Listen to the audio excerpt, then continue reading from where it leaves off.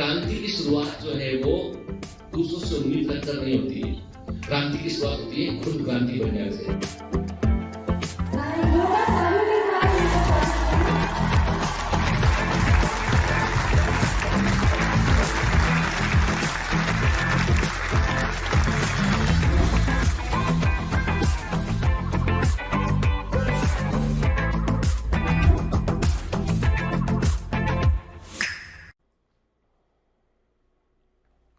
Hello commandos, welcome to biometrics classes online. I am doctor Jitendra Singh और हम पढ़ रहे हैं बेटा बायोटेक्नोलॉजी प्रिंसिपल्स एंड प्रोसेस के। इस चैप्टर को हम ऑलरेडी लेक्चर नंबर 7 के साथ कवर कर चुके हैं, लेकिन तब भी कुछ ऐसे कॉन्सेप्ट हैं जिनको हमें डिस्कस करना जरूरी है, जिनको हम ऐसा कह सकते हैं कि जो जस्ट अराउंड द एनसीईआरटी समझ लीजिए आप कि कुछ क्वेश्चन ऐसे हैं जो थोड़े से out of the box question हो सकते हैं। उनको सॉल्व करने के लिए हमें इन कॉन्सेप्ट को समझना जरूरी है बेटा, ठीक है। तो आज का जो लेक्चर है बेसिकली वो एक्स्ट्रा स्टॉक लेक्चर है, जिसमें हम फिर अगले चैप्टर की लास्ट में हम अगले चैप्टर की शुरुआत भी करेंगे, ठीक है। तो आज बेटा लेक्चर नंबर 8 में हम क्या देखने वाले हैं? हम देखने वाले हैं कि हाइब्रिड वेक्टर्स क्या होते हैं, शटल वेक्टर्स क्या होते हैं, जीनोमिक लाइब्रेरी का मतलब क्या होता है, cDNA लाइब्रेरी क्या होता है, what are the applications of biotechnology in biology, biotechnology के क्या एप्लीकेशन होते हैं के हम देखेंगे। And what are the possibilities in biotechnology, biotechnology में क्या संभावनाएं हैं उन पर हम बात करेंगे, और कुछ बायोटेक्नोलॉजी के कॉन्सेप्ट को भी हम देखेंगे कि मतलब अगला वाला जो हिस्सा है जो बायोटेक्नोलॉजी का नेक्स्ट चैप्टर जो है वो है बेसिकली एप्लीकेशन पार्ट के ऊपर कि बायोटेक्नोलॉजी का हम कैसे इस्तेमाल करते हैं। अभी देखो जो हमने इस चैप्टर को कंप्लीट किया, हमने लेक्चर नंबर 7 तक हमने जो चैप्टर कंप्लीट किया उसमें हमने देखा था कि what are the principles and processes in biotechnology के। अब इसके बाद हम जो शुरू करेंगे वो होगा कि what are the applications of the biotechnology की, बायोटेक्नोलॉजी का क्या उपयोग है हमारे जीवन में, ठीक है। लेकिन लेक्चर नंबर 8 को शुरू करने के पहले फिर से हम कुछ क्वेश्चंस को सॉल्व करेंगे और आप मेरे साथ अटेंटिव रहकर उनका आंसर करेंगे कि इस बार मैं क्वेश्चन बोल के थोड़ा सा जो है वो कुछ सेकंड के लिए रुकूंगा ताकि आप आंसर भी दे पाए, ठीक है। कुछ बच्चों ने कहा है कि सर थोड़ा रुक जाया करो, हमें भी आंसर देने का मौका दो, क्योंकि आप ही पढ़ते हो और आप ही सॉल्व कर लेते हो। हाँ, बात तो सही है, ठीक है, आपको मौका बिल्कुल मिलेगा बेटा, क्योंकि ये सब कुछ मेहनत आपके लिए। तो आज का क्वेश्चन नंबर 1 है आपके सामने। एक क्लोनिंग वेक्टर मस्ट हैव, एक क्लोनिंग वेक्टर में क्या क्या होना चाहिए? ऑप्शन ए है क्लोनिंग साइट, ऑप्शन बी है सिलेक्टेबल मार्कर, ऑप्शन सी है रेप्लिकेशन ओरिजिन, ऑप्शन डी है ऑल ऑफ द अबव।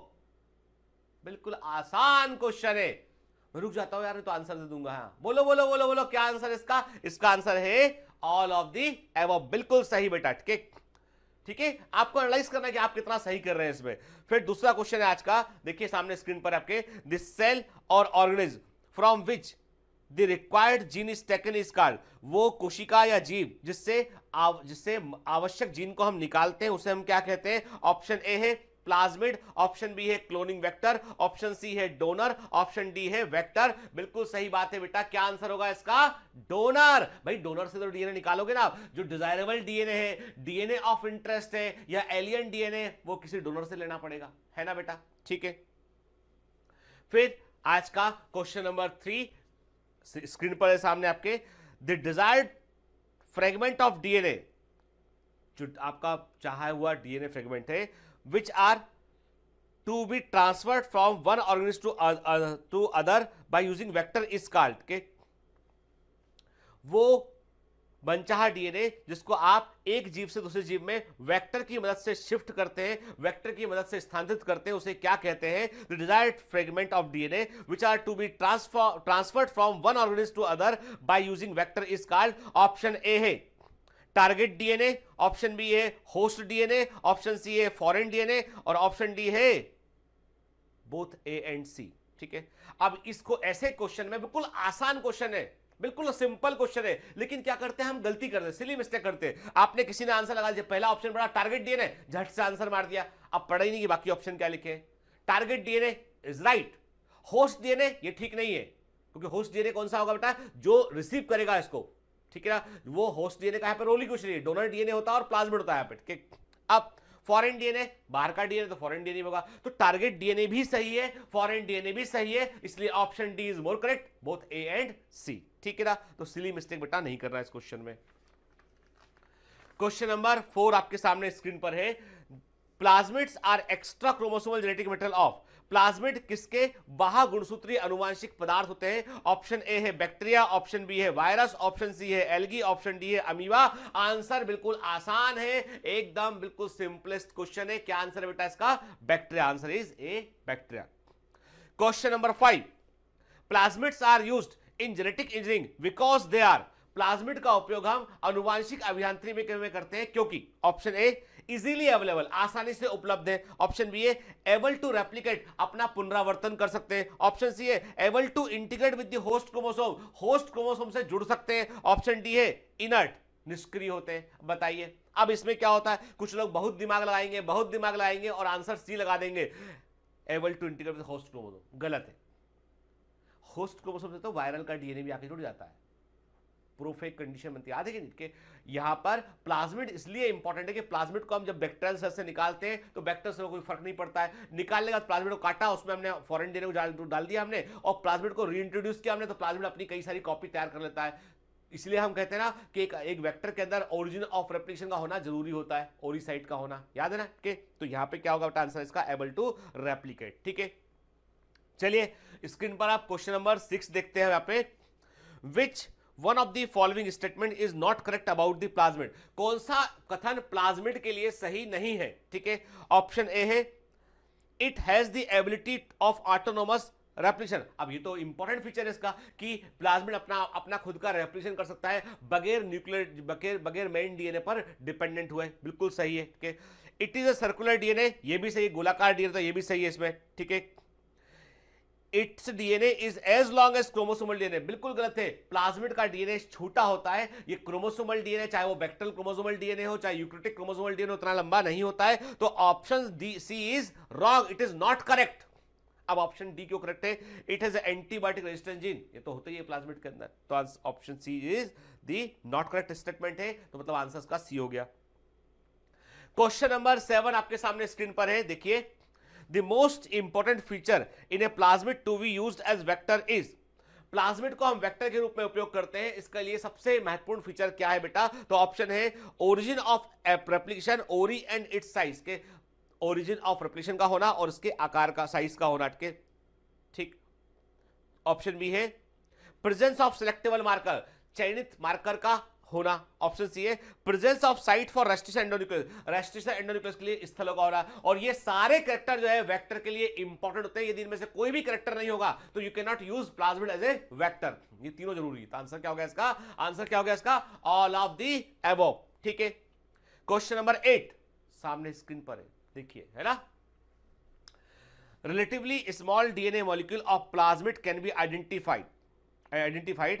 अब देखिए, relatively small DNA molecule of plasmids can be identify, यानी जो प्लाज्मिड के छोटे डीएनए मॉलिक्यूल उनको हम कैसे आइडेंटिफाई कर सकते हैं। अब ये थोड़ा सा कॉम्प्लिकेटेड क्वेश्चन है, थोड़ा सा हायर लेवल क्वेश्चन है। पूछा आप ऑप्शन दिया है due to similarity of original nuclear DNA molecule, ये मूल डीएनए न्यूक्लियर मॉलिक्यूल के समान दिखाई पड़ते हैं। ये तो गलत है। मेन न्यूक्लियर डीएनए मॉलिक्यूल बड़े साइज का होता है, मोर कॉम्प्लिकेटेड होता है, मोर कंडेंस होता है, लूप बने होते हैं उसके अंदर, जबकि बैक्टीरियल प्लाज्मिड जो है सिंपल सर्कुलर डीएनए होता है। तो ये तो पहला तो गलत हो गया।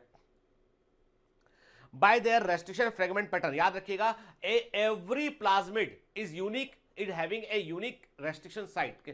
हर प्लाज्मिड में, जैसे हम बोलते हैं ना कि Br324 प्लाज्मिड है, Ti प्लाज्मिड है, तो हर एक प्लाज्मिड के पास में कुछ स्पेसिफिक रेस्ट्रिक्शन साइट होती है और उससे उसकी हम आइडेंटिफिकेशन करते हैं, पहचान करते हैं। तो option B is the right answer. के ऑप्शन सी और डी क्यों गलत है?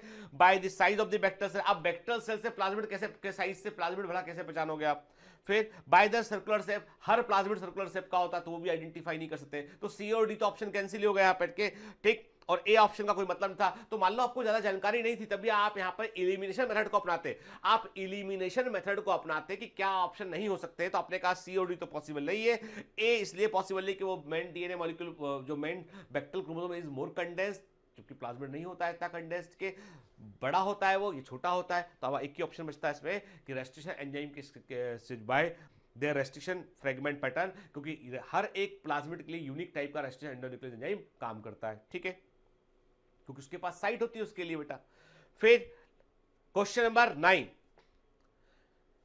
देखिए, genes for antibiotic resistance are located in bacteria ओवरएड एक जीवाणु में एंटीबायोटिक प्रतिरोधकता के जीन कहां पाए जाते हैं? ऑप्शन ए है सेल वॉल, ऑप्शन बी है प्लाज्मिड, ऑप्शन सी है आरएनए, ऑप्शन डी है सेल मेम्ब्रेन। और बिल्कुल आसान सा क्वेश्चन है, आंसर इसका प्लाज्मिड। ठीक है, question number 10, which of the following is not a feature of the plasmid? कौन सा प्लाज्मिड का फीचर लक्षण नहीं है? बड़ा आसान क्वेश्चन है। ऑप्शन ए है ट्रांसफरेबल, बिल्कुल ट्रांसफरेबल, मतलब एक सेल से प्लाज्मिड को दूसरी सेल में हम डाल सकते हैं।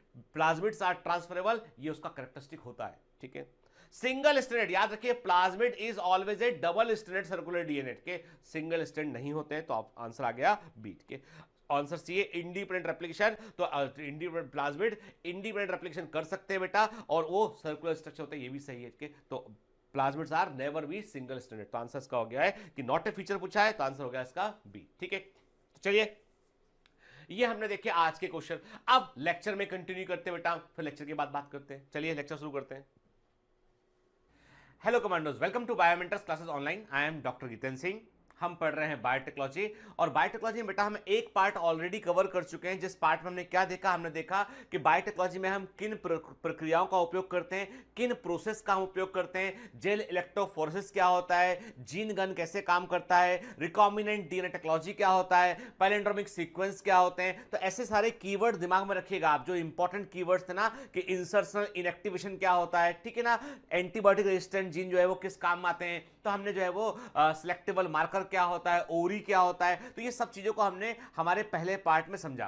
तो जो पार्ट 1 जो हम ऑलरेडी यूनिट 9 का बायोटेक्नोलॉजी यूनिट नंबर 9 और उसका जो है चैप्टर नंबर 11 एनसीईआरटी के अकॉर्डिंग हम पूरा कवर कर चुके हैं। उसमें सारे एक एक प्रोसेस को समझा हमने। ठीक है, दूसरा पार्ट जो हम शुरू करेंगे उसमें हम देखेंगे एप्लीकेशन ऑफ बायोटेक्नोलॉजी, कि बायोटेक्नोलॉजी का उपयोग कहां करते हैं हम, यानी वो कौन से क्षेत्र हैं, फील्ड है, यहां पर बायोटेक्नोलॉजी का हम आज इस्तेमाल कर रहे हैं और हमें उससे फायदा मिल रहा है, और वो यूज हम किस प्रकार से कर रहे हैं उसको हम समझेंगे। लेकिन उसके पहले आप मुझे कुछ प्रश्नों का उत्तर करेंगे, कमेंट में लिख भेजेंगे, और दूसरा हम कुछ एक्स्ट्रा स्ट्रोक पॉइंट से पहले उन्हें हम कवर करते हैं, फिर अगले चैप्टर में हम इंटर करते हैं। तैयार हैं आप लोग? ठीक है, अब देखिए बेटा, आप जो है कई बच्चों को एक डाउट हुआ। कुछ बच्चों ने मुझसे पूछा कि सर हमको अभी भी समझ में नहीं आया कि इंसर्शनल इनएक्टिवेशन क्या होता है। ठीक है, इंसर्शनल इनएक्टिवेशन का मतलब क्या होता है। चलिए मैं आपको एक बड़ी सिंपल से एग्जांपल समझाता हूं मैं, कि मेरे पास जो है वो एक पेपर है के, ठीक है, मेरे पास एक पेपर, इस पे कुछ लिखा हुआ है, इस पे कुछ लिखा हुआ है, फॉर एग्जांपल इसमें माइग्रेन के कॉजेस क्या होते हैं, सब जो है एक पेपर में लिखा हुआ है। अब इसमें पूरी इंफॉर्मेशन, यहां से पूरी इंफॉर्मेशन नीचे तक लिखी हुई है, मेरी बात ध्यान सुनिएगा के, पूरी इंफॉर्मेशन नीचे तक यहां पर लिखी हुई है के। हमने क्या किया, हमने इस पेपर के बीच में, हमने इस पेपर में ये पूरी इंफॉर्मेशन ऊपर से नीचे लिखी हुई है, हमने क्या किया, इस पेपर के बीच में एक दूसरा पेपर जो है, हमने दूसरा कोई दूसरी इंफॉर्मेशन को लिया, हमने हमारे पास कोई दूसरी इंफॉर्मेशन है, हमने एक दूसरा पेपर लिया है, इसमें भी कुछ लिखा हुआ, हमने इसके बीच में इसको इंटर कर दिया। ठीक है, ठीक। अब आप पढ़ रहे हैं माइग्रेन के बारे में, आप माइग्रेन के बारे में आर्टिकल पढ़ना चाह रहे हैं आप, तो आपने इस आर्टिकल को यहां तक पढ़ा, और चूंकि मैंने एक दूसरा आर्टिकल जो है बीच में डाल दिया मैंने फिर के, अब आपका जो माइग्रेन का आर्टिकल था वो छुप गया, कट गया वो, यानी जो इन्फॉर्मेशन यहां तक आई, इसके बाद इन्फॉर्मेशन गायब हो गई। अब ये तो कोई दूसरी इन्फॉर्मेशन आ गई यहाँ पे, और फिर इसके बाद यहां से कंटिन्यू हुआ है। तो क्या आप माइग्रेन के बारे में पूरी इंफॉर्मेशन पढ़ पाएंगे, समझ पाएंगे? आप बोलेंगे अरे भाई ये कैसे हो गया, ये कैसे हो गया? जैसे फॉर एग्जांपल कि आप एक रेसिपी चैनल देख रहे हैं, आप सीख रहे हैं कि मुर्गी के अंडे से जो अंडा होता है उससे ऑमलेट कैसे बनाएं। फॉर एग्जांपल आपको ऑमलेट बनाना नहीं आता, तो आपने चैनल को लगाया और चैनल में आप सीख रहे हैं कि ऑमलेट कैसे बनाएं। तो उसमें बताया कि अभी मुर्गी के 2 अंडे लीजिए, अंडों को जो है वो फोड़ लीजिए, उसको निकाल लीजिए, ठीक है, फिर उसको फेंटिए, और उसके बाद किसी ने क्या किया, चैनल को चेंज कर दिया बीच में। ठीक है, फिर जो है वो अब दूसरा चैनल लग गया, योगा करने वाला चैनल, कि पालती मार के बैठ जाइए, दोनों हाथ अपने ऊपर कर लीजिए और नाक से सांस निकालिए, सांस को बाहर निकालिए, के कान पकड़िए, ऐसे ऐसे सिर घुमाइए। आप सीख रहे थे ऑमलेट बनाना, किसी ने चैनल चेंज कर दिया, अब आप ये योगा करने लगे बीच में।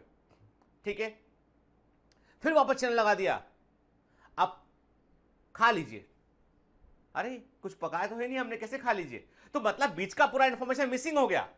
क्या हुआ? ये इंसर्शनल इनएक्टिवेशन, यानी एक इंफॉर्मेशन के बीच में दूसरी इंफॉर्मेशन आपने डाल दी, ठीक है। तो क्या हुआ, दोनों वो जो पहले जो जो एक्चुअल इंफॉर्मेशन थी वो दो हिस्सों में बढ़ गई, वो इंफॉर्मेशन का एक हिस्सा जो है वो बीच में आपकी दूसरी इंफॉर्मेशन आने से डिसकंटिन्यूटी होगी, तो उससे बोला इंसर्शन इनएक्टिवेशन कहा हमने। इसी एग्जांपल को यहां लागू करते हैं। फॉर एग्जांपल हम एक जो है वो हम क्या कर रहे हैं बेटा, ये यदि यहां से शुरू करते हैं, हम यहां से शुरू करते हैं, हम इसको कलर चेंज करता हूं इनका में, यहां से शुरू करते हैं, यहां तक जाते हैं, ये पूरा का पूरा जीन जो है वो किसका, टेट्रासाइक्लिन रेजिस्टेंट जीन है। ये जीन किसके लिए, ये प्लाज्मिड के अंदर जीन है जो टेट्रासाइक्लिन के लिए रेजिस्टेंस को बतलाता है। क्लियर है ना, ठीक है। ये पूरे जीन की इंफॉर्मेशन पढ़ोगे तो टेट्रासाइक्लिन रेजिस्टेंस की इंफॉर्मेशन आपको मिल जाएगी। लेकिन आपने क्या किया, बीच में आपने लाके कोई दूसरा जीन डाल दिया, कोई दूसरा जीन बीच में लाके डाल दिया आपने, जैसे वहां पे चैनल चेंज किया था हमने, कोई दूसरा जीन बीच में लाके डाल दिया, तो क्या होगा, ये इंफॉर्मेशन जो टेट्रासाइक्लिन रेजिस्टेंट जीन की इंफॉर्मेशन थी वो दो हिस्सों में टूट गई। चूंकि आपने बाहर के जीन को अंदर इंसर्ट किया है, इंसर्शन किया है आपने, और इसलिए ये जीन जो है काम करना बंद कर दिया, टेट्रासाइक्लिन रेजिस्टेंट जीन काम नहीं कर पाएगा, तो उसका इनएक्टिवेशन हो गया, तो उसको इंसर्शन इनएक्टिवेशन कहते हैं। ये अब ये वाला प्लाज्मिड जो है वो टेट्रासाइक्लिन की रेजिस्टेंस प्रोवाइड नहीं कर पाएगा। क्लियर, ठीक है, आसान है यार, कुछ नहीं है।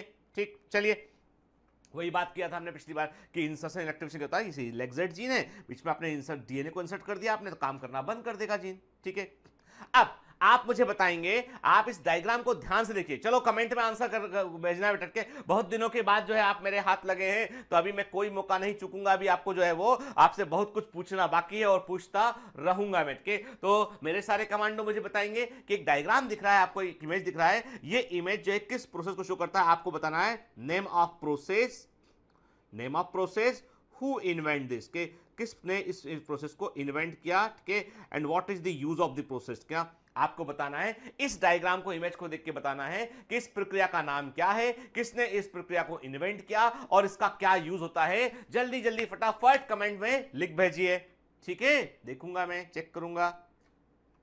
अगला क्वेश्चन ये है, आप बताएंगे कि ये दिया गया डायग्राम जो है वो किस प्रोसेस को शो करता है, which process shown by this diagram, के इस प्रोसेस को आप बताएंगे कि ये किस प्रोसेस को डायग्राम शो करता है। ठीक है, आपको बतलाना है मुझे कि एक डायग्राम दिया हुआ है मैंने, ये क्या इक्विपमेंट है, इस इक्विपमेंट को हम क्या बोलते हैं और किस प्रोसेस को ये शो करता है। ठीक है, ठीक, क्लियर।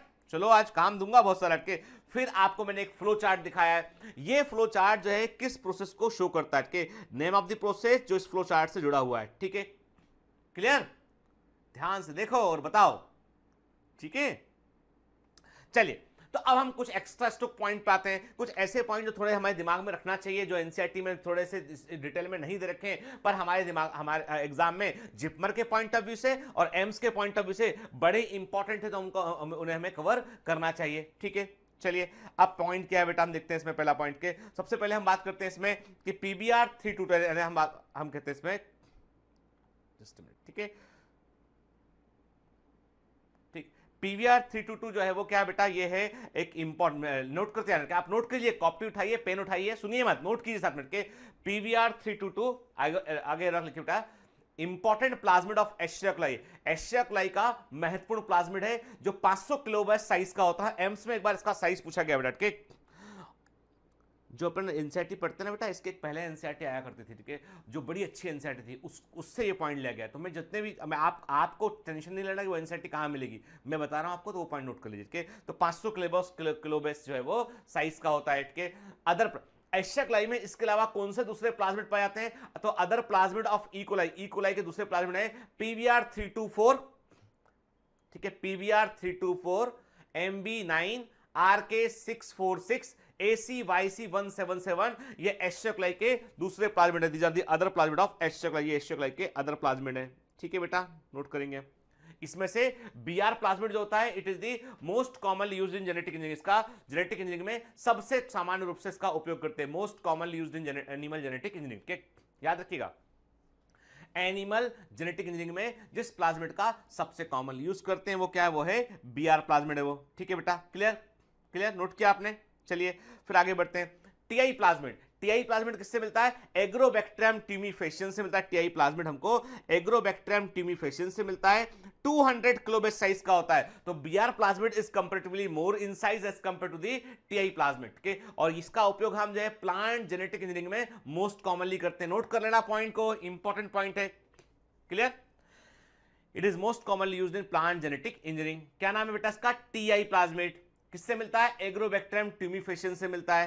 क्लियर, 200 किलोबेस साइज का होता है। दूसरा पॉइंट लिखते हैं, आरआई प्लाज्मिड किससे मिलता है? आरआई प्लाज्मिड एग्रोबैक्टीरियम राइजोजीन से मिलता है। वेरी गुड, याद था तुमको यार, गजब, ठीक है, सुन लिया मैंने, रियली सच में सुन लिया। ठीक है, तो आरआई प्लाज्मिड किससे मिलता है? एग्रोबैक्टीरियम राइजोजीन से मिलता है हमको। ठीक है, फिर नोट करते हैं के BS 161 प्लाज्मिड हमको बैसिलस सबटिलिस से मिलता है।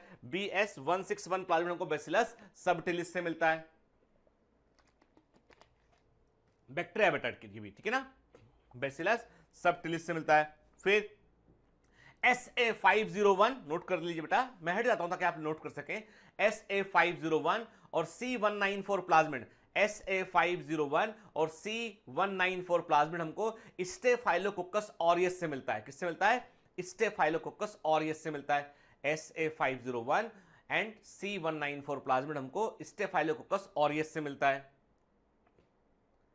ठीक है, फिर इंपॉर्टेंट बात ये WWO के और टॉल प्लाज्मिड के, WWO टॉल प्लाज्मिड के, टॉल प्लाज्मिड जो है वो ये किससे मिलता है हमको? स्यूडोमोनास पुटिडा से मिलता है। वेरी वेरी IMP, ठीक है, ये एक बाउंसर क्वेश्चन बेटा एग्जाम में पूछा था कि WWO या टॉल प्लाज्मिड जो होता है वो हमको स्यूडोमोनास पुटिडा से मिलता है, और इस बैक्टीरिया को हम सुपरबग कहते हैं। डॉक्टर आनंद मोहन चक्रवर्ती जो अमेरिका में साइंटिस्ट थे, डॉक्टर आनंद मोहन चक्रवर्ती ने स्यूडोमोनास पुटिडा का एक ऐसा स्ट्रेन तैयार किया था जिसके अंदर टॉल प्लाज्मिड था, और इसको सुपरबग कहते हैं। और इस बैक्टीरिया की खास बात ये होती है कि this can digest the heavy oils, के ये पेट्रोलियम कैन डाइजेस्ट पेट्रोलियम, ये पेट्रोलियम को डाइजेस्ट कर सकता है। क्या? इट कैन डाइजेस्ट पेट्रोलियम के जो हैवी ऑयल होता है ना, कभी कभी क्या होता है समुद्र में जो है बेटा बड़े बड़े जहाज होते हैं, उनमें जो है तेल भरा के जो जैसे ऑयल निकलता है इस कंट्री में, वहां से ऑयल को बड़े बड़े कंटेनर में डालते हैं और पानी के जरिए, जहाज के जरिए उनको भेजते हैं दूसरी कंट्री में। एक साथ ज्यादा ऑयल ट्रांसपोर्ट कर पाते हैं, इकोनॉमिक पड़ता है। यदि एरोप्लेन से भेजेंगे तो बहुत एक्सपेंसिव हो जाएगा उठ के, और बाई रोड भेज नहीं सकते हैं क्योंकि बीच में समुद्र आता है। तो क्या होता है कि उसको सी के रूट से भेजते हैं। तो बड़े बड़े जहाज होते हैं जिनमें बड़ी मात्रा में ऑयल होता है, तो वो ऑयल भरते हैं और उनको लेके पहुंचते हैं दूसरी। फॉर एग्जाम्पल इंडिया लेके आए, अब इंडिया में उस ऑयल को जो है वो ट्रांसपोर्ट के, उस ऑयल को जो है वो शिफ्ट करेंगे। तो जब ऑयल को शिफ्टिंग करते हैं तो बड़ी मात्रा में एक सर्टेन अमाउंट ऑयल का जो है पानी में गिर जाता है उठ के, शिफ्टिंग में ऑयल गिरता है, लीकेज होता है ऑयल का। तो वो ऑयल क्या करता है, वो समुद्र के ऊपर जमा हो जाता है और एक्वाटिक लाइफ को, समुद्र के जल जीवन को खतरे में डालता है। ये बैक्टीरिया यदि वहां छोड़ दिया आपने तो वो ऑयल को बैक्टीरिया खा जाएगा, तो समुद्र के अंदर का खतरा टल जाता है। और इसके लिए इनको पेटेंट मिला। डॉक्टर आनंद मोहन चक्रवर्ती पहले साइंटिस्ट दुनिया के जिनको किसी लिविंग मटेरियल के लिए, जीवित जीव के लिए, लिविंग ऑर्गेनिज्म के लिए पेटेंट मिला था। इसके लिए उन्होंने अमेरिका की कोर्ट में केस भी लड़ा और केस जीते के, और सुपरबग के नाम से ये फेमस है, स्यूडोमोनास पुटिडा। इसके पास होता है टॉल प्लाज्मिड जो हैवी ऑयल को डिग्रेड करने की क्षमता रखता है। ठीक है, चलिए आगे बढ़ते हैं। अब दूसरे वेक्टर, अब हम एक पॉइंट और हम एक्स्ट्रा स्टॉक पॉइंट में समझेंगे हम के फेग वेक्टर की बात करते हैं हम। फेग का मतलब क्या होता है? वायरस। फेग का मतलब क्या होता है बेटा? वायरस। फेग वर्ड का मतलब क्या होता है? ये होते हैं वायरस। ठीक है, तो कई बार हम वायरस का उपयोग भी करते हैं वेक्टर के रूप में। हमने याद है आपको पढ़ा था, हमने क्या पढ़ा था? हमने पढ़ा था प्लाज्मिड वेक्टर होता है और बैक्टीरियोफेग वेक्टर के रूप में यूज करते हैं हम। ठीक है, तो ये क्यों हम क्या एडवांटेज, कोई पूछता है आपसे कि व्हाट आर द एडवांटेज और benefits of using फेग vector. Bacteriophage को या वायरस को वेक्टर के रूप में यूज करने के क्या फायदे हैं? तो number 1, they can carry large DNA fragment, ये बड़े डीएनए फ्रेगमेंट को कैरी कर सकते हैं। Very useful for mammalian cell. Mammalian cell में चूंकि नेचुरली प्लाज्मिड मल्टीप्लाई नहीं कर सकता है, तो वहां पर वायरस का इस्तेमाल करते हैं, तो मैमेलियन सेल के लिए बड़े यूजफुल होते हैं इनके, और इनकी इफिशियंसी हायर होती है। ठीक है, हायर एफिशिएंसी को ये शो करते हैं इनके। सबसे कॉमन कौन से फेग वेक्टर यूज करते हैं हम? तो हम बोलते हैं SB40 वायरस का इस्तेमाल हम मैमेलियन सेल के लिए करते हैं। SB40 वायरस का फुल फॉर्म होता है सीमियन वायरस। फुल फॉर्म इसका होता है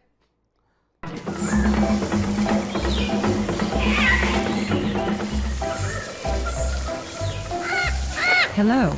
Sorry to disturb you in between the lecture, but it's important to inform you. You should download the BioMentors app from Google Play Store.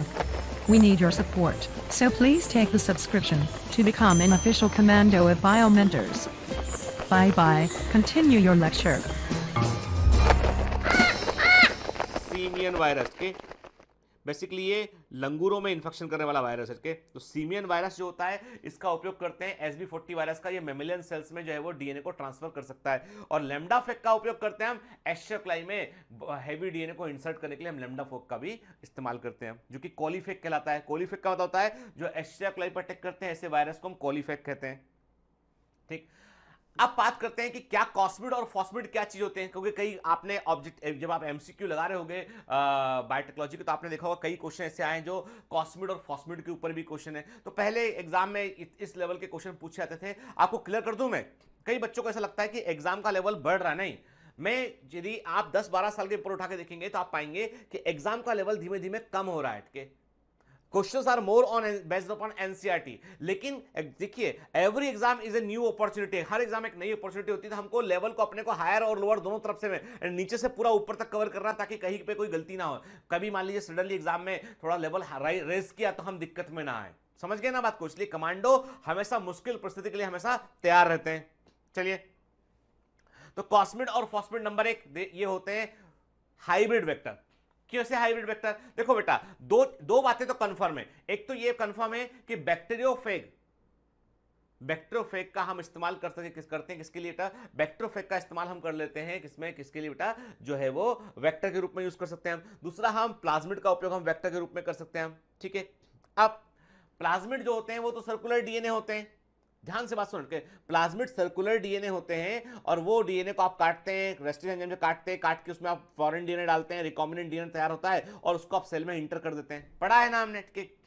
Bacteriophage जो होते हैं, अब याद करो ये सब पढ़ाया हुआ है मॉलिक्यूलर बेसिस ऑफ इनहेरिटेंस के। बैक्टीरियोफेग या वायरस में क्या होता है बेटा? जो डीएनए होता है, जब बैक्टीरियोफेग सेल से बाहर होता है, ये वायरस है, सेल से बाहर होगा, ठीक है, तो इसका डीएनए इस प्रकार का होगा, इसका डीएनए इस प्रकार का होगा। ठीक है, मैं एक काम करता हूँ, कलर चेंज कर लेता हूँ ताकि आपको समझने में दिक्कत ना हो। कि इसका डीएनए इस प्रकार का होगा, इसके ये क्या है, ये डीएनए की ये पैरिंग के, और किनारे जो होते हैं वो अनपेयर्ड होते हैं। इसके किनारे अनपेयर्ड होते हैं। किनारे अनपेयर्ड क्यों होते हैं? क्योंकि जैसे ही बैक्टीरियोफेग अपना डीएनए जो है वो बैक्टीरिया के अंदर इंटर करेगा, तो इसका जो डीएनए होगा, जो लीनियर डीएनए, वो अपने आप को सर्कुलर डीएनए में कन्वर्ट कर लेगा। ठीक है, दोनों जो किनारे हैं निकले हुए वो आपस में ज्वाइन हो जाएंगे। तो एक प्रकार से बैक्टीरियोफेग के डीएनए में हमको नेचुरली जो है स्टिकी एंड हमको देखने मिलते हैं। ये ना अनपेयर्ड सिरे जो होते हैं, स्टिकी एंड हमको देखने मिलते हैं। जैसे ही वो सेल में जाएगा, वायरस अपने आप को अपने डीएनए को एक्टिवेट करेगा, सर्कुलर डीएनए में कन्वर्ट हो जाएगा। तो मैंने पढ़ाया था उस समय, कहा था कि जब वायरस जब सेल के बाहर रहेगा तो उसका डीएनए लीनियर होगा, जब सेल के अंदर जाएगा तो डीएनए सर्कुलर होगा, क्योंकि उसके सिरे पर स्टिकी एंड पाए जाते हैं जो अनपेयर्ड न्यूक्लियोटाइड होते हैं। ठीक है, और इन स्टिकी एंड के लिए हम एक वर्ड यूज करते हैं, हम कॉस साइट। इसको हम कॉस साइट कहते हैं। इन स्टिकी एंड्स को हम क्या बोलते हैं? कॉस साइट या स्टिकी एंड्स कहते हैं हम के। ठीक है, कॉस साइट कहते हैं, स्टिकी एंड कहते हैं। कॉस साइट का होता है कोहेसिवनेस, क्या यानी डीएनए के दोनों सिरे, देखो क्या एक्चुअली आप इस डीएनए को बाहर निकाल के देखोगे तो आपको ऐसा दिखाई पड़ेगा, ये डीएनए अनपेयर्ड, ठीक है ना, ये अनपेयर्ड के, और ये क्या हो, ये होगा पेयर्ड वाला हिस्सा होगा। ठीक है, जब डीएनए सेल में जाएगा सर्कुलर जाएगा, ओके, तो ये कहलाते हैं कॉस साइट, इसको बोलते हैं हम कॉस साइट। ये है कॉस साइट। ठीक है, तो अब आप क्या करते हैं? आप जो है वो जब आपने क्या किया, आपको पता है प्लाज्मिड है, प्लाज्मिड को हम जो है प्लाज्मिड को वेक्टर के रूप में यूज कर सकते हैं, बैक्टीरियोफेग को हम वेक्टर के रूप में यूज कर सकते हैं। अब लेकिन क्या हुआ, इंटरेस्टिंग बात है कि जब बैक्टीरियोफेग को आप जो है, ध्यान से बात सुनो, जब बैक्टीरियोफेग को आप वेक्टर के रूप में यूज करोगे तो बैक्टीरियोफेग का डीएनए निकाल के बाहर फेंकना पड़ेगा और अपना मनचाहा डीएनए उसमें डालना पड़ेगा ना भाई। वेक्टर तो वायरस तो एक ही डीएनए कैरी करेगा ना, बैक्टीरियोफेग या वायरस जो है उसके डीएनए को निकाल के आप अपना मनचाहा डीएनए डालोगे, जब वो इन्फेक्शन देगा तो आपका डीएनए अंदर डाल देगा सेल के वो। लेकिन आपका डाला हुआ डीएनए जो है वो काम करेगा नहीं करेगा, ये कई कारकों पर डिपेंड करता है, कई फैक्टर पर डिपेंड करता है। ठीक है, तो साइंटिस्ट क्या करते हैं, वैज्ञानिक जानते हैं कि वायरस के डीएनए में भी एक इंपॉर्टेंट चीज छिपी हुई है, वो है उसके कॉस साइट। तो उसके कॉस साइट, मान लो कोई प्लाज्मिड ऐसा है जिसका आपको यूज करना है, लेकिन उस प्लाज्मिड को मैं आप ये नहीं ढूंढ पा रहे हैं कि इसको खोले कहां से, जोड़े कहां से, इसको आपको प्रॉपर रेस्ट्रिक्शन साइट नहीं मिल पा रहा प्लाज्मिड में, तो आप उस प्लाज्मिड को कहीं से भी काटिए, उसमें कॉस साइट को जोड़ दीजिए। तो जोड़ने से क्या होगा, आपने चिपकने वाला हिस्सा जोड़ दिया। अरे भाई सिंपल सी बात है कि ये जो जो टी शर्ट है, इसमें इसके दोनों सिरों को जोड़ने के लिए हम क्या कर रहे हैं, हमने यहाँ बटन लगा रखा है और यहाँ पे एक छेद रखा है, तो बटन को छेद में डालते हैं, शर्ट जो है वो बंद हो जाता है ना। नेचुरली तो कपड़े में तो ऐसा होता नहीं है। तो अब ये जो आपने डाला है, ये क्या है, ये इसका वो सिरा है जो इसको बंद और खोल सकता है इसको, है ना। तो समझ लीजिए प्लाज्मिड के अंदर भी आपने एक बटन लगा दिया कि खुल सकता है, बंद हो सकता है, वो होता है स्टिकी एंड या कॉस साइट होता है वो। तो आप उसको वेक्टर ऑफ इफेक्ट के डीएनए से लिए आपने प्लाज्मिड जोड़ दिया, क्योंकि प्लाज्मिड प्लस कॉस साइट क्या हो गया, कॉस्मिड। क्या हो गया ये, कॉस्मिड। कॉस्मिड का मतलब कॉस मतलब कॉस साइट, प्लाज्मिड का मिड लिया आपने तो बोल दिया कॉस्मिड, तो हाइब्रिड वेक्टर हो गया ये, देखिए है ना। देखो प्लाज्मिड के प्लस कॉसाइट ऑफ फेक डीएनए, कॉसाइट क्या होता है मैंने बताया आपको, इसको मिला के कॉस्मिड बोलेंगे। ये हाइब्रिड वेक्टर होते हैं, पहली बार इसको कॉलिन और हॉर्न ने डेवलप किया। तो ऐसे प्लाज्मिड जिनको आप सीधा सीधा वेक्टर के रूप में यूज नहीं कर पा रहे हैं और आपके पास कोई सुटेबल जो है वो रेस्ट्रिक्शन एंजाइम नहीं है, तो वैसे प्लाज्मिड के लिए क्या करो, उसको आप जो है काटो, कहीं से काट के उसमें आप वेक्टर फेक का डीएनए जोड़ दो, लाइगेज की हेल्प से वेक्टर फेक के डीएनए का वो हिस्सा जोड़ो, वायरस के डीएनए का वो हिस्सा जोड़ो जिस पे कॉस साइट प्रेजेंट है, स्टिकी एंड्स प्रेजेंट है, जोड़ा आपने, जोड़ने पे क्या हुआ आपको कॉस्मिड बन गया, है ना। अब उल्टा करो, अब हमारे पास एक वेक्टरोफेक का डीएनए है और उस डीएनए में हमको मालूम है कि उसमें जो है कॉस साइट प्रेजेंट है और हमें यदि डीएनए बदलेंगे तो वेक्टरोफेक ठीक से काम नहीं कर पाएगा। तो क्या किया आपने वेक्टरोफेक का डीएनए एज इट इज रखा और प्लाज्मिड का कोई पर्टिकुलर जीन जो कैरेक्टर जो आपको चाहिए था वो काटा आपने और वेक्टरोफेक के डीएनए में डाल दिया आपने उसको। क्या किया इस बार आपने प्लाज्मिड के अंदर कॉस साइट नहीं जोड़ा, आपने वेक्टरोफेक के पूरे डीएनए के एक हिस्से को काटा और वहां पे प्लाज्मिड का जीन लाके जोड़ दिया आपने। तो इस बार क्या होगा, ये बन गया फॉस्मिड। क्या बन गया देखिए, fake DNA plus selected functional gene of plasmid, fake DNA plus plasmid का सिलेक्टेड फंक्शनल जीन जोड़ दोगे तो बन जाएगा फॉस्मिड, है ना। मतलब मेजर पार्ट किसका है, फेक डीएनए का, छोटा पार्ट किसका है, प्लाज्मिड का, बन गया फॉस्मिड। फॉस्मिड फॉरवर्ड फेग से लिया हमने, मिड वर्ड प्लाज्मिड से लिया, कॉस्मिड में क्या किया था आपने कॉस साइड जोड़ा था मेन प्लाज्मिड के अंदर जाके, है ना, क्लियर। चलिए अब याद रखिएगा, पॉल बर्ग को फादर ऑफ जेनेटिक इंजीनियरिंग कहते हैं। पॉल बर्ग के लिए हम father of genetic engineering word का यूज करते हैं, एग्जाम में पूछा गया है, ठीक है। चलिए अब बात करते हैं शटल वेक्टर्स की, what is the meaning of shuttle vector. आज का लेक्चर जो है वो एक्स्ट्रा स्टॉक लेक्चर है, थोड़ा सा बाहर निकलेगा, एनसीईआरटी से बाहर निकल के बात करेंगे इनके, और हम एग्जाम का लेवल कवर कर रहे हैं। एग्जाम के ऐसे पॉइंट जो हायर पॉइंट है ना बेटा, उनको हम ढूंढ के कवर कर रहे हैं ताकि एग्जाम में हमसे कोई क्वेश्चन बाउंस ना हो जाए। मैंने पहले भी कहा है हम लोग बेटा 360 आउट ऑफ 360 की पूरी कोशिश कर रहे हैं बायोलॉजी के अंदर, और वो आना चाहिए। चलिए शटल वेक्टर क्या होते हैं, शटल वेक्टर ऐसे होते हैं, ये ऐसा वेक्टर जो प्रोकैरियोटिक सेल में भी काम करे और यूकैरियोटिक सेल में भी काम करे, यानी उस वेक्टर का यूज आप प्रोकैरियोटिक सेल के लिए भी कर सकें और यूकैरियोटिक सेल के लिए भी कर सकें। ऐसे वेक्टर के पास कैपेबिलिटी होती है कि वो प्रोकैरियोटिक सेल के अंदर भी अपने आप को मल्टीप्लाई कर लेगा और यूकैरियोटिक सेल के अंदर भी अपने आप को मल्टीप्लाई कर लेगा। जैसे फॉर एग्जांपल प्लाज्मिड हमारी सेल में मल्टीप्लाई नहीं कर सकता है और हमारा जीनोम डायरेक्ट डाल दोगे वेक्टर के अंदर, तो हमारा जीनोम डायरेक्ट यदि वेक्टर के अंदर डालोगे तो भी वहां भी मल्टीप्लाई नहीं करेगा, उसको प्लाज्मिड के साथ जोड़ना पड़ेगा, क्योंकि उसके पास प्लाज्मिड के पास होता है ओरिजिन वाला हिस्सा होता है जो रेप्लिकेशन में हेल्प करता है, क्लियर है ना। तो इसका मतलब ये है कि कुछ ऐसे वेक्टर हमने डेवलप किए। वैज्ञानिक जो है, याद रखिए बायोटेक्नोलॉजी का एक उद्देश्य है कि ऐसे अच्छे वेक्टर तैयार कीजिए जिसमें कम मेहनत लगे और आपको अच्छा रिजल्ट मिले। तो हमने शटल वेक्टर्स को तैयार किया हुआ है कि hybrid molecules design for use in multiple cell type के, कई सेल टाइप के लिए आप यूज कर सके। मल्टीपल ओरिजिन ऑफ रेप्लिकेशन इसमें होते हैं जिसके कारण ये प्रोकैरियोटिक और यूकैरियोटिक सेल दोनों में काम कर सकते हैं। मतलब आपने एक ऐसा वेक्टर ढूंढ लिया है जो हर जगह काम कर सके, नहीं तो हर बार क्या हो रहा है, आपको एक स्पेसिफिक वेक्टर चुनो, फिर स्पेशल टाइप का रेस्ट्रिक्शन एंजाइम लो, उसी से काटो उसको, उससे फिर पैसेंजर डीएनए काटो, तो ये सब एक कंबरसम प्रोसेस था। तो अब वैज्ञानिकों ने क्या किया, उन्होंने एक ऐसा वेक्टर तैयार कर लिया जिसमें कई सारे ओरिजिन ऑफ रेप्लिकेशन है और कहीं से भी उसको आप एक आपके पास जो अवेलेबल एंजाइम है उसकी हेल्प से आप काट सकते हो उसको और आप उसका यूज कर सकते हो, ठीक है। तो जैसे हमने आपसे कहा कि एशिया कोलाई, और जैसे कुछ प्लाज्मिड ऐसे हैं जो एशिया कोलाई के अंदर भी काम करेंगे, ईस्ट सेल में भी काम करेंगे, ई कोलाई और ह्यूमन सेल में भी काम करेंगे। तो मतलब ऐसे वेक्टर जो मल्टीपल ओरिजिन को रखते हैं, जो यूकैरियोटिक और प्रोकैरियोटिक होस्ट सेल जो दोनों में जीन को ट्रांसफर कर सकते हैं, उनको हम बोलते हैं शटल वेक्टर कहते हैं, ठीक है। नंबर 1 पहला शटल वेक्टर है बैक्टीरियल आर्टिफिशियल क्रोमोसोम के, बैक्टीरियल आर्टिफिशियल क्रोमोसोम, याद रखिए। तो कई बार एग्जाम में ये वर्ड पूछा था, बैक मतलब होता है बैक्टीरियल आर्टिफिशियल क्रोमोसोम, और ये बेसिकली बैक्टीरिया के एफ प्लाज्मिड पर बेस्ड होता है। It is based upon the F plasmid of bacteria. Bacteria के अंदर एक प्लाज्मिड होता है जो बैक्टीरिया की फर्टिलिटी के लिए रिस्पॉन्सिबल होता है, उसको बोलते हैं एफ प्लाज्मिड कहते हैं, ठीक है। और ये 1 MB मतलब 1 मेगाबेस डीएनए, बड़े डीएनए फ्रेगमेंट को ये कैरी कर सकता है, can accommodate the 1 megabase of DNA के। और इसमें सिलेक्टेबल मार्कर होते हैं, क्लोनिंग साइट्स अवेलेबल होते हैं। तो आपको केवल नाम, शटल बैक्टीरिया केवल नाम ध्यान रखना बेटा कि क्या होते हैं शटल बैक्टीरिया, उनके नाम याद रखना है। नाम है इसका बैक्टीरियल आर्टिफिशियल क्रोमोसोम, ठीक है। दूसरा होता है ईस्ट आर्टिफिशियल क्रोमोसोम, ठीक है। ईस्ट आर्टिफिशियल क्रोमोसोम थोड़े से जो है वो बैक्टीरियल आर्टिफिशियल क्रोमोसोम से अधिक एडवांस होते हैं, बड़े होते हैं के। और ये क्या करते हैं, इसके अंदर बेटा जो है वो एक प्रकार से हाइब्रिड मॉलिक्यूल होते हैं, इसमें ईस्ट, प्रोटोजोआ और बैक्टीरियल प्लाज्मिड के कंपोनेंट को हम ऐड करते हैं। तो ईस्ट का इसमें हम सेंट्रोमेर जनरली इस्तेमाल करते हैं के, प्रोटोजोआ के हम टीलोमेर सीक्वेंस इसके अंदर यूज करते हैं, और कुछ जीन हम जो है बैक्टीरियल प्लाज्मिड के इसके अंदर डाल देते हैं। तो एक प्रकार का ये बड़े लेवल का हाइब्रिड प्लाज्मिड बन गया जो कई सारे जगह पे ईस्ट में भी काम करेगा, प्रोटोजोआ के अंदर भी काम करेगा और बैक्टीरिया के अंदर भी काम करेगा। तो एक प्रकार ये शटल बैक्टर हो गया वो, यानी बैक्टीरिया, ईस्ट, प्रोटोजोआ सबके अंदर ये काम कर सकता है, ठीक है। और सबसे एडवांस जो है वो है, और एक बात याद रखिएगा, ये 1 मेगाबेस से बड़ा है, जो ईस्ट आर्टिफिशियल क्रोमोसोम है वो 1 मेगाबेस से बड़े डीएनए को भी कैरी कर सकता है के। इसके बाद हम आते हैं जो सबसे एडवांस है वो है ह्यूमन आर्टिफिशियल क्रोमोसोम के, HAC के। ह्यूमन आज क्या किया गया, आज ह्यूमन के आर्टिफिशियल क्रोमोसोम बना लिए गए, ऐसे क्रोमोसोम जिनमें आप मनचाहा कैरेक्टर जीन का डालिए और ह्यूमन बॉडी में इंट्रोड्यूस कर दीजिए, वो मल्टीप्लाई करता रहेगा सेल, कैरेक्टर वो जीन भी अपने आप, वो क्रोमोसोम भी अपने आप को मल्टीप्लाई कर लेगा, ठीक है।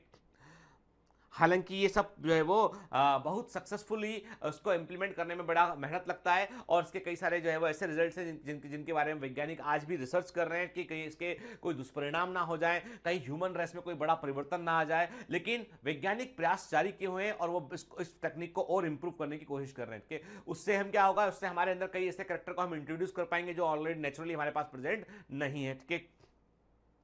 ऐसा ही एक प्रयास वैज्ञानिकों ने किया कोरिया के अंदर कि वो चाह रहे थे कि आदमी जो है वो फोटोसिंथेसिस करने लग जाए, कि उसके जो है वो कुछ स्किन के अंदर कुछ ऐसे पिगमेंट आ जाए जिससे कि स्किन के थ्रू ही वो फूड ले ले। आपको सुन के आश्चर्य हो रहा है क्या ये पॉसिबल है, पर वैज्ञानिक कोशिश कर रहे थे इस पर के। बाद में जो है कुछ जो है वो एजेंसीज ने उसके ऊपर जो है वो वैज्ञानिकों के दल के ऊपर उन्होंने जो है वो उसको बड़ा क्रिटिसाइज किया उसमें। लेकिन आप संभावनाओं से इनकार नहीं कर सकते हम कि लॉट्स ऑफ पॉसिबिलिटीज कि आप कैसे कैरेक्टर जो ह्यूमंस के अंदर डालना चाहते हैं, ठीक है। तो हालांकि मैं भी ऐसी असामान्य चीज़ों का विरोध करता हूं, लेकिन तब भी यह है कि संभावनाओं के बारे में हम कुछ नहीं कह सकते भी, ठीक है। तो ये 1997 में जो है वो सिंथेटिक सेल्फ रेप्लिकेटिंग क्रोमोसोम होते हैं, ठीक है, जिनको हम ह्यूमन आर्टिफिशियल क्रोमोसोम कहते हैं। ये नॉर्मल क्रोमोसोम से साइज में 1/10 होते हैं, they are 1/10 of size as compare to the normal chromosome, ठीक है। ये एक प्रकार के माइक्रो क्रोमोसोम होते हैं जो माइटोसिस में अपने आप को मल्टीप्लाई करते हैं और दूसरी सेल के अंदर पास होते हैं। आप सोचिए, इंटरेस्टिंग बात ये कि आपके पास 23 पेयर ऑफ क्रोमोसोम है, एक पेयर में आपके अंदर ह्यूमन आर्टिफिशियल क्रोमोसोम का डाल दूंगा, 24 हो जाएंगे, और वो जो कैरेक्टर चाहता हूं वो कैरेक्टर भी एक्सप्रेस करेगा। जब सेल डिवाइड करेगी वो डिवाइड भी हो जाएगा, सोचिए आप, इतना एडवांस हो गया है आज बायोटेक्नोलॉजी, ठीक है। चलिए अब हम बात करेंगे डीएनए लाइब्रेरीज की। तो केवल टर्मिनोलॉजी दिमाग में रखना, हमको ये जो एक्स्ट्रा स्टॉक में बड़ी काम की के डीएनए लाइब्रेरी क्या होती है। DNA libraries are the mixture of different resting enzyme digested DNA molecule ligated into vectors, ठीक है। स्टेटमेंट समझ में नहीं आया, मैं समझाने की कोशिश करता हूं। आपकी एक सेल के अंदर, आपकी मान लीजिए मैंने कहा आपकी एक पेंक्रियाटिक सेल है, एंडोक्राइन पेंक्रियास के एंडोक्राइन पार्ट की एक सेल है, ठीक है। फॉर एग्जाम्पल बीटा सेल लिया हमने, ठीक है। तो बीटा सेल के अंदर इंसुलिन प्रोडक्शन होता है, हमें मालूम है, ठीक है। लेकिन बीटा सेल इंसुलिन के अलावा कुछ और केमिकल भी बनाती होगी। तो हमने क्या किया, कोई भी है ना ह्यूमन की एक सेल लिया, उस सेल का पूरा जीनोम निकाला और उस जीनोम में से जितने इंपॉर्टेंट जीन थे उन सारे जीन को लिया हमने, और उन जीन को हमने रेस्टिंग एंजाइम से काटा, काटने के बाद हमने उनको जो है प्लाज्मिड वेक्टर के अंदर जोड़ दिया हमने, ठीक है। तो एक प्रकार से एक सेल के अंदर जितने तरह के जीन हो सकते हैं वो सारे जीन को पहले आपने रेस्टिंग एंजाइम से काटा, काट कर उसको आपने जो है वेक्टर में जोड़ा और अलग अलग वेक्टर की कॉलोनी तैयार कर दिया आपने। आपको पता है कि एक सेल के अंदर 50 जीन जो है वो, मान सपोज समझने के लिए बोल रहा हूं कि एक सेल के अंदर 50 जीन काम कर रहे थे, तो 50 एक्टिव जीन को आपने लिया और उनको आपने वेक्टर में जोड़ा, आपने 50 अलग अलग कॉलोनी तैयार कर दी। आपने कहा देखो पहली कॉलोनी जो है पहले जीन को एक्सप्रेस करती है, दूसरी कॉलोनी दूसरे जीन को एक्सप्रेस करती है, तीसरी कॉलोनी तीसरे जीन को एक्सप्रेस करती है, उठ के। तो एक प्रकार से आपने क्या किया, एक वेक्टर के ऐसी कॉलोनी का समूह तैयार कर लिया जो पूरे के पूरे आपके सेल के एक्टिव जीन को एक्सप्रेस कर रहा है। यानी वो वेक्टर जो है वो जो क्लोनिंग वेक्टर्स के थ्रू आपने जो वेक्टर तैयार किए पूरे रिकॉम्बिनेंट डीएनए टेक्नोलॉजी से, वो आपकी सेल के पूरे जीनोम को रिप्रेजेंट कर रहे हैं। यानी ह्यूमन सेल के अंदर जितने जीन एक्टिव थे उन सब जीन को निकाल के हमने कॉलोनी में ट्रांसफर कर दिया, हमने अलग अलग कॉलोनी अलग अलग जीन की एक्टिविटी को शो कर रही है। That is called DNA library, ठीक है। ठीक। लाइब्रेरी का यूज कैसे करते हैं? सेम जनरल पर्पस अप्रोच बेटा इसका, कि हम क्या करते हैं, एक डीएनए वेक्टर में एक डीएनए फ्रेगमेंट को इंसर्ट करने के बजाय हम क्या करते हैं, हम millions thousands of DNA fragment लेते हैं, अलग अलग वेक्टर में उनको हम इंट्रोड्यूस करते हैं और अलग अलग कॉलोनी को हम तैयार करते हैं, और हर कॉलोनी एक जीन को रिप्रेजेंट कर रही होती है। ठीक है, और याद रखिएगा कॉलोनी को तैयार करने के दो तरीके होते हैं, दो तरह की डीएनए लाइब्रेरी होती है। डीएनए लाइब्रेरी दो प्रकार की होती है। ठीक है, कैसे दो प्रकार होती है? देखो बेटा, यदि आप प्रोकैरियोटिक का जीन निकालोगे तो प्रोकैरियोटिक में आपको सीधा एक्टिव जीन मिल जाएगा। मेरी बात बड़े ध्यान सुना, प्रोकैरियोटिक का जीन जो होते हैं वो कंटीन्यूअस जीन होते हैं, उनमें एक्सॉन और इंट्रॉन नहीं होता है। अब ये एक्सॉन इंट्रॉन क्या होते हैं, लिख भेजिए कमेंट के अंदर, मैं बताया हूं ऑलरेडी आपको, बार बार एक ही चीज को रिपीट नहीं करूंगा, मैं आपको already molecular basis of inheritance के अंदर मैंने आपसे एक्सॉन और इंट्रॉन डिस्कस किए थे। और एक्सॉन इंट्रॉन या स्प्लिट जीन जो है वो यूकैरियोटिक के अंदर होते हैं, प्रोकैरियोटिक के अंदर कंटीन्यूअस जीन होते हैं, यूकैरियोटिक के जीन होते हैं स्प्लिट जीन। तो यदि आप यूकैरियोटिक का जीन काटोगे तो वो काम नहीं कर पाएगा ठीक से, क्योंकि उसमें exon intron exon intron exon intron gene के अंदर होगा। अब ये मत बोलो मुझसे कि सर आरएनए स्प्लाइसिंग होगा, बेटा आरएनए की बात नहीं कर रहा मैं, जीन के डीएनए की बात कर रहा हूं। डीएनए का स्प्लाइसिंग नहीं होता है, वो तो एचएनआरएनए, जब ऐसे डीएनए को कॉपी करेगा आरएनए पॉलीमरेज तो पहले एचएनआरएनए बनेगा, एचएनआरएनए हेटेरोजेनस न्यूक्लियर आरएनए बनेगा, फिर वो आरएनए प्रोसेसिंग में भाग लेगा, फिर एक्चुअल एमआरएनए बनेगा। ऐसे ही होता है ना। पर डीएनए के पास तो एक्सॉन इंट्रॉन प्रेजेंट रहते हैं। तो आप डीएनए काट के अब लाइब्रेरी तैयार करोगे आप, तो यूकैरियोटिक की लाइब्रेरी तो आपकी काम ही नहीं करेगी। वो क्यों काम नहीं करेगी? क्योंकि उसमें एक्सॉन इंट्रॉन प्रेजेंट है, तो वो तो काम फेल हो गया। प्रोकैरियोटिक की कॉलोनी काम, प्रोकैरियोटिक के जीन काट दोगे आप तो काम करेगा वो, क्योंकि उसमें जीन कंटीन्यूअस होते हैं, वो काम करेगा। तो प्रोकैरियोटिक के लिए सीधा आप डीएनए का यूज कर सकते हो, जीनोमिक लाइब्रेरी तैयार कर सकते हो आप। क्लियर, समझ गए बात को हम? ठीक है, तो पहला हो गया जीनोमिक डीएनए लाइब्रेरी, सीधा जीन काटा, काट के वेक्टर में जोड़ दिया आपने, कॉलोनी तैयार कर दी अपने रिकॉम्बिनेंट वेक्टर की। क्लियर। लेकिन यदि ह्यूमंस के लिए करना होगा तो क्या करोगे? आप बोलोगे सर एक बात हम समझ में आ गई कि ह्यूमंस के लिए बड़ा दिक्कत का काम है, यदि ह्यूमन का जीन काटा हमने या यूकैरियोटिक ऑर्गेनिज्म का जीन काटा हमने तो एक्सॉन इंट्रॉन काम नहीं कर पाएगा। तो एक काम करते हैं, हम यूकैरियोटिक जीन में एक होशियारी करते हैं, उसका एमआरएनए निकाल लेते हैं। क्या निकाल लेते हैं? एमआरएनए निकाला, एमआरएनए पर रिवर्स ट्रांसक्रिप्टेज एंजाइम का इस्तेमाल किया और हमारा कंटीन्यूअस जीन बन गया। वो जीन नेचुरली अंदर प्रेजेंट नहीं था, लेकिन आपने क्या किया, तैयार कर लिया उसको, अपने एमआरएनए की कॉपी किया आपने, आरएनए पॉलीमरेज एमआरएनए पर अपना रिवर्स ट्रांसक्रिप्टेज का इस्तेमाल किया, जो कि आरएनए डिपेंडेंट डीएनए पॉलीमरेज होता है, उसने के रिवर्स ट्रांसक्रिप्शन किया, उसने डीएनए स्ट्रैंड तैयार कर दिया। अब ये डीएनए स्ट्रैंड जो है वो कंटीन्यूअस जीन के समान होगा कि नहीं होगा? क्योंकि एमआरएनए की कॉपी है, वो एक्चुअल एमआरएनए की कॉपी है। तो इसका मतलब उस डीएनए को बोलोगे आप सी डीएनए बोलोगे, उसके लिए आप बोलोगे कॉपी डीएनए। क्या वर्ड यूज करोगे? Copy DNA. तो दूसरी होती है सी डीएनए लाइब्रेरीज। ठीक है, क्लियर। तो देखिए जीनोमिक लाइब्रेरी क्या होता है आप समझ लो अच्छे से, एक एक पॉइंट में एक्सप्लेन कर रहा हूं बेटा आपको ना। These libraries are made from genomic DNA। ये लाइब्रेरी जीनोमिक डीएनए से बनती है। All of the DNA found in the organism nuclei, ये वो सभी डीएनए होता है जो ऑर्गेनिज्म के न्यूक्लियस के अंदर होता है बेटा, मतलब कंप्लीट जीनोम हो गया ये। Genomic DNA molecule are very large, genomic DNA molecule बड़े साइज के होते हैं। Each chromosome in the nucleus is one such DNA molecule. तो हर क्रोमोसोम जो होता है बेटा वो एक डीएनए मॉलिक्यूल जीन को रिप्रेजेंट करता है यहाँ पे। ठीक है ना, दिस इज टिपिकली डन। इसको कैसे करते हैं बेटा? इसके लिए हम रेस्ट्रिक्शन एंडोन्यूक्लियर एंजाइम का यूज करते हैं, काटने के बाद उसको हम जो है वो वेक्टर में जोड़ते हैं, हमारी कॉलोनी तैयार हो जाती है। ठीक है, लेकिन जब हम जो है वो सी डीएनए लाइब्रेरीज की बात करते हैं तो सी डीएनए लाइब्रेरीज के लिए हमको क्या करना पड़ता है? हमें कॉपी डीएनए बनाना पड़ता है। मतलब हम एमआरएनए मॉलिक्यूल लेते हैं और उस पर हम रिवर्स ट्रांसक्रिप्टेज का इस्तेमाल करते हैं और कॉपी डीएनए या सी डीएनए को हम बनाते हैं। ठीक है ना, इसमें एमआरएनए के टेम्पलेट पर रिवर्स ट्रांसक्रिप्टेज का यूज करने पर हमको कॉपी डीएनए मिलेगा, सी डीएनए मिलेगा। और इस सी डीएनए का उपयोग हम क्या करेंगे? इस सी डीएनए का उपयोग हम करते हैं बेटा किसमें? ठीक, इस सी डीएनए का इस्तेमाल हम करेंगे किसके लिए बेटा? इसका यूज करेंगे हम रिकॉम्बिनेंट डीएनए टेक्नोलॉजी के लिए, इसका यूज करेंगे। क्लियर? ठीक है, समझ में आई बात बेटा? मतलब आप यूकैरियोटिक का जीन सीधा यूज नहीं कर सकते हो, तो रिवर्स ट्रांसक्रिप्टेज करोगे एमआरएनए पर और फिर आप जो है वो एक डीएनए स्ट्रैंड तैयार करोगे, उसको फिर डबल स्ट्रैंड में कन्वर्ट करोगे और देन उसका आप यूज कर सकते हो। ठीक है, तो जीनोमिक लाइब्रेरी और सी डीएनए लाइब्रेरी में फर्क क्या होता है? फर्क होता है कि जीनोमिक लाइब्रेरी का इस्तेमाल करते हैं हम प्रोकैरियोटिक डीएनए के लिए जिसमें इंट्रॉन्स नहीं होते हैं, जबकि सी डीएनए लाइब्रेरी का इस्तेमाल करते हैं हम यूकैरियोटिक डीएनए के लिए क्योंकि उसमें इंट्रॉन्स पाए जाते हैं। क्लियर? आज का लेक्चर बहुत भारी तो नहीं लग रहा है कि सर क्या पढ़ा रहे हो? नहीं बेटा, जो पढ़ा रहे हैं बड़ा इंपॉर्टेंट है, ध्यान रखना। क्या याद रखिए, कई बार हमको ऐसी संभावनाओं के लिए जहां पर एग्जामिनर पहुंच सकता है जो पहले एग्जाम में पूछी जा चुकी है, उसके हमें कवर करना जरूरी होता है। ठीक है, तो देखिए आप जीनोमिक लाइब्रेरी, दोनों का तरीका अलग अलग। देखिए ये डायग्राम ध्यान समझिए, जीनोमिक लाइब्रेरी में सेल लिया, सेल का डीएनए लिया, काट दिया डीएनए को हमने और जोड़ दिया, बन गई जीनोमिक लाइब्रेरी के। और सीडीएनए लाइब्रेरी में क्या कर रहे हैं आप, एमआरएनए ले रहे हैं, एमआरएनए से आप कॉपी डीएनए को तैयार कर रहे हैं, फिर कॉपी डीएनए को आप वेक्टर में जोड़ रहे हैं, है ना बेटा। ये सीडीएनए लाइब्रेरी हो गया, क्लियर। चलिए अब आते हैं हम अपने नए चैप्टर पे के, वो क्या है, वो चैप्टर नंबर 12, ठीक है, जिसमें हम बात करेंगे biotechnology and its application. Biotechnology और उसका अनुप्रयोग क्या है, इसका एप्लीकेशन क्या है, उस पर हम बात करेंगे हम, ठीक है। क्या देखो, अब जो एनसीईआरटी में उन्होंने जो मार्क कर रखा है, उन्होंने कह रखा है कि बायोटेक्नोलॉजी का जो एप्लीकेशन है वो 4 हिस्सों में उन्होंने उसको बांट रखा है। नंबर 1, बायोटेक्नोलॉजी का क्या एप्लीकेशन है एग्रीकल्चर में, तो हम उस पर बात करेंगे इनके। दूसरा हम देखेंगे कि बायोटेक्नोलॉजी का क्या एप्लीकेशन है मेडिसिन के फील्ड में, चिकित्सा के फील्ड में इसका क्या उपयोग है वो देखेंगे हम, ठीक है।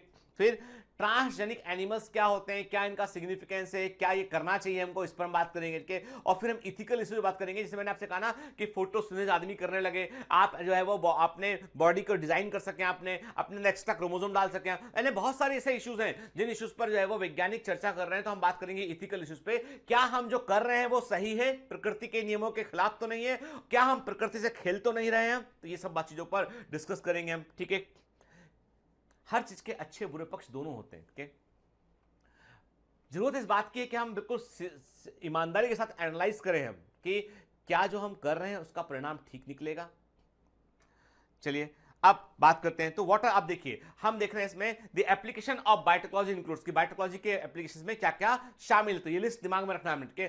थेरापेटिक्स, ये एनसीईआरटी से बेटा, थेरापेटिक्स, थेरापेटिक्स का मतलब ये है इलाज करना, यानी इलाज करने में किस प्रकार से थेरेपी के लिए, इलाज करने के लिए हम जो है बायोटेक्नोलॉजी का इस्तेमाल कर सकते हैं, यानी क्या ऐसे उत्पाद है जिनको हम बायोटेक्नोलॉजी के हेल्प से तैयार कर सकते हैं और मरीजों का इलाज कर सकते हैं। डायग्नोस्टिक्स, यानी कैसे बीमारी को हम अर्ली स्टेज में पहचान सकते हैं, क्या मार्कर, क्या एंटीबॉडी टेस्ट को हम कर सकते हैं, किस प्रकार हम जो है वो सीरोलॉजिकल टेस्ट कर सकते हैं जिससे हम बीमारी का पता लगा सकें, ठीक है। फिर genetically modified crop for agriculture, कैसे हम जो है वो कैसे हम क्रॉप को जेनेटिकली मॉडिफाइड कर सकते हैं और इससे क्या फायदे होंगे हमको। फिर हम बात करेंगे प्रोसेस फूड, कैसे हम अपने फूड को और विटामिन एनरिच कर सकते हैं, मिनरल से एनरिच कर सकते हैं, कैसे हम अपनी फूड की रिक्वायरमेंट को पूरा कर सकते हैं और फूड को लंबे समय तक प्रिजर्व कर सकते हैं हम, ठीक है।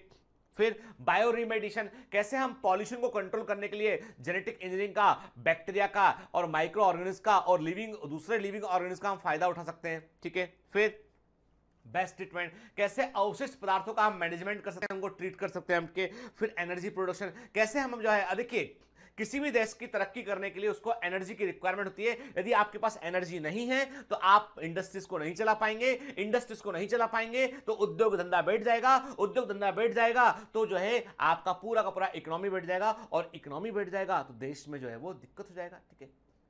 क्या हुआ इंडिया के साथ, तो वही इंडिया एक ग्रोइंग इकोनॉमी है और ग्रो करता रहेगा, और इंडिया में पॉपुलेशन जो है वो ताकत है, इंडिया की पॉपुलेशन कमजोरी नहीं है।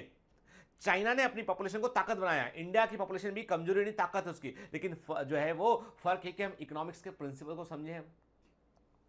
मैं किसी सरकार का विरोध नहीं करता हूं, परंतु मैंने देखा कि जो सरकार ने, प्रेजेंट गवर्नमेंट ने जो काम किए, जैसे उन्होंने जीएसटी इंप्लीमेंट किया, नोटबंदी किया, और उन्होंने जिस प्रकार से काम किया, उस काम करने से क्या हुआ कि उद्योग धंधे जो है वो नीचे आ गए, जो नॉर्मल मिडिल या लोअर इंडस्ट्री है वो नीचे एकदम नीचे पहुंच गया, क्योंकि यहाँ पे कैश इकोनॉमी इन्वॉल्व था, मजदूरों को वेतन देना था, तो बहुत, तो उसके चलते तमाम विरोध हुआ दुनिया भर में, और जो है कई सारे इकोनॉमिस्ट जो थे उन्होंने इस स्टेप की, मैं आलोचना करने वाला कोई भी नहीं होता उनके, मैं एक सामान्य व्यक्ति हूँ, मैं लोगों के ओपिनियन देखता हूँ, जो बड़े बड़े इकोनॉमिस्ट सबने विरोध किया कि नहीं government is not doing good, के वो ठीक नहीं कर रहे हैं, उससे जो है प्रॉब्लम हो सकती है, के।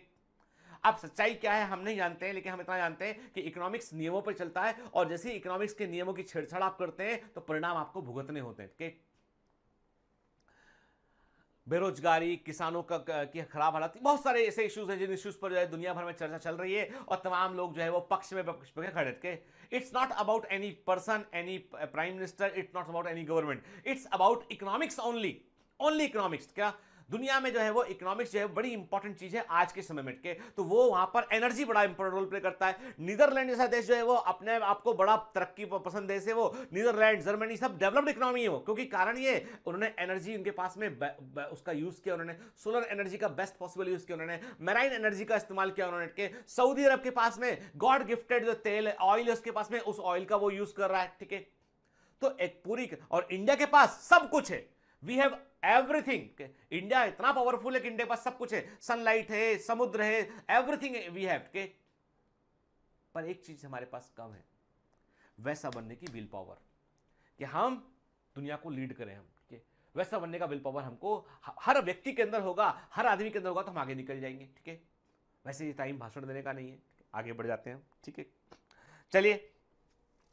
अब प्रश्न उठता है कि बायोटेक्नोलॉजी में कोई क्रिटिकल रिसर्च एरिया है, कोई ऐसे क्षेत्र है बायोटेक्नोलॉजी में जहां पर हम रिसर्च कर सकते हैं? तो देखिए, there are three important field जहां पर बायोटेक्नोलॉजी में रिसर्च की असीमित संभावनाएं हैं। और कोई भी बायोटेक्नोलॉजिस्ट जो होता है, जो बायोटेक्नोलॉजी के लिए क्षेत्र में काम करता है, वो इन संभावनाओं पर काम करता है, इन पॉसिबिलिटीज पे काम करता है, और ये प्राइमरी वर्क है जहां पर हमको रिसर्च करना चाहिए। नंबर एक, प्रोवाइडिंग द बेस्ट कैटलिस्ट। जितने भी प्रेजेंट कैटलिस्ट अवेलेबल है किसी भी प्रोडक्ट को, किसी भी उत्पाद को बनाने के लिए आपको एक एंजाइम की रिक्वायरमेंट होगी, एक कैटलिस्ट की रिक्वायरमेंट होगी। उसको आप कैसे और बेटर बना सकते हैं कि जिससे कि जो है वो उसकी प्योरिटी, प्योर एंजाइम हो वो, या माइक्रो बेहतर प्रकार का हो। यानी आप चाहते हैं एल्कोहल प्रोडक्शन बढ़ जाए ईस्ट से के, तो आप उस ईस्ट को मॉडिफाई करोगे आपके।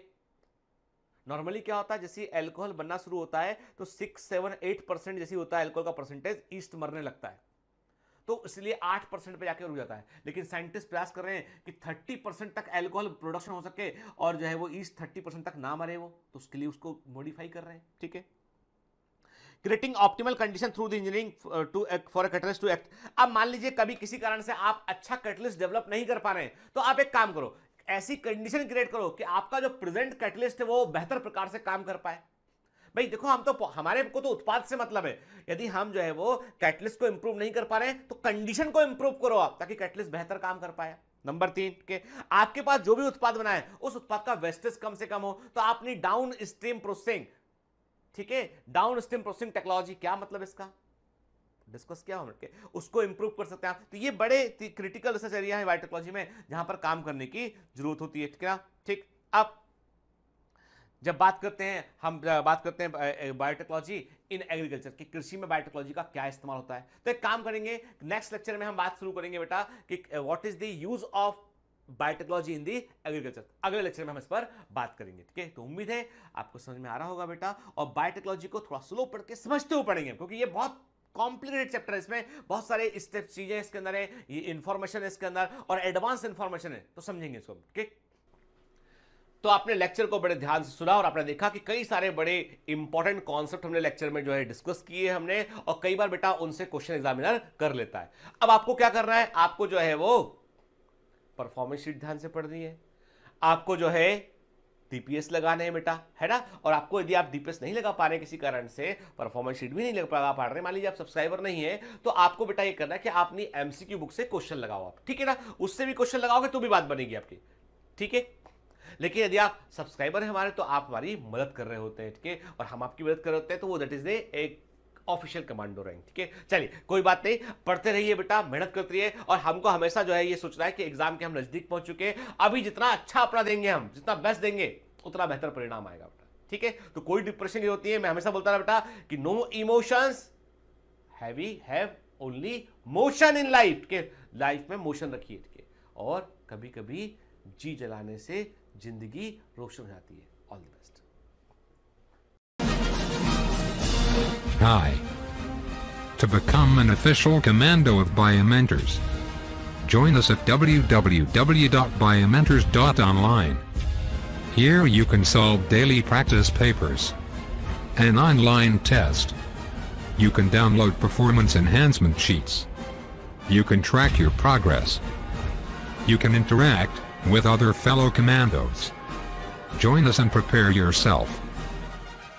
It's a commando training for your success. Download Biomentors online app from Google Play Store.